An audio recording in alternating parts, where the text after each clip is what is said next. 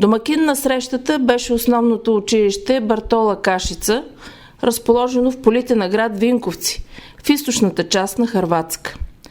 За тази среща плевенският отбор беше се подготвил с презентация за благотворителната дейност, която всяка страна трябва да осъществи преди срещата.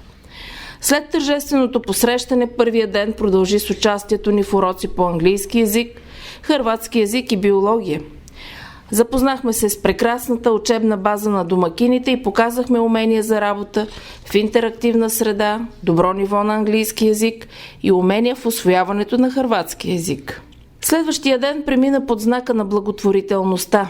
В центъра на града се осъществи благотворителен базар, на който всяко училище партньор предостави за продажба стоки, изработени от деца, участници в проект. Ние изложихме керамични съдове, нарисувани от нашите ученици. Събраните средства дарихме на организацията на Червения кръст. Третия ден ще го запомним с посещението на 3 средни училища, които се помещават в една голяма обща сграда. Това са училището по готварство, училището по дървообработване и земеделското училище. Разглеждането на историческия музей в Винковци ни даде знание за това, че тук се е зародила култура преди 8000 години.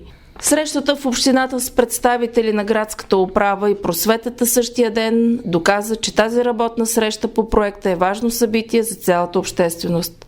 Последния ден от нашето посещение прекарахме в град Вуковар, град символ на независимостта на Хърватска и на героизма на участвалите във войната от 1991 година. И така, изпълнени с нови впечатления и преживявания, ние се тръгнахме от Хърватска на 10 октомври. Там бяхме вече успели да се сближим с нашите домакини, бяхме почувствали гостоприемството им и високо го оценихме.